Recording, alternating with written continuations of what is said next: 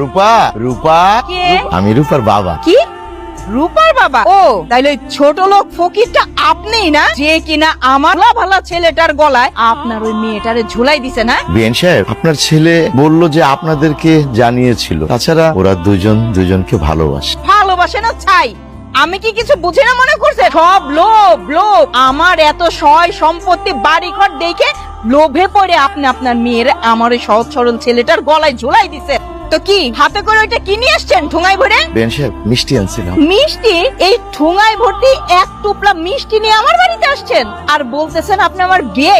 আরে বিয়েই হইতেছে আমার বড় পোলা শ্বশুর, যে কিনা আমার বাড়িতে আসার সময় গাড়ি ভর্তি করে গরুর মাংস, খাসির মাংস, বড় বড় রাজহাঁস এবং কি পুকুরের বড় বড় রুই মাছ শুধুমাত্র আমারে খুশি করার জন্য।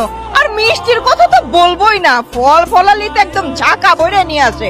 আর আপনি মেয়ের বাড়িতে আসছেন একেবারে ঝুলাইতে ঝুলাইতে এক টুকরা মিষ্টি নিয়ে। আচ্ছা ঠিক আছে যান, আর সেই যেহেতু পড়ছেন এখন বাড়ির বাইরে থেকে তো তারাই দিতে পারি না। তবে শুনেন, আমার কথাটা কান খুলে শুনে রাখেন, যাওয়ার আগে মেয়েটারে ভালো মতন বুঝাই দিয়েন এই বাড়ি যেহেতু বউ হয়ে আসছে, কিছু তো আর নিয়ে আসে নাই, আমাদের কথা যেন একদম কড়াই গন্ডায় শুনে সংসারের কাজ কাম সব যেন সে মন দিয়ে করে, না হইলে কিন্তু ঘাট ধরে বাইর করে দিব। যান যান, মেয়ের সাথে গিয়ে দেখা করেন।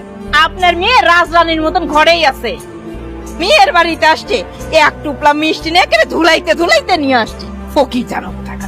আব্বা কখন আইছো? আব্বা কেমন আছো তুমি? আসার আগে তো ভালো হয়েছিলাম রে মা। আমি তো এখানে আসছি অনেকক্ষণ ধরে, তোরে খুঁজলাম। কোথায় গেছিলি তুই? আব্বা আমি তো একটু খেতে গেছিলাম। আব্বা মা কেমন আছে?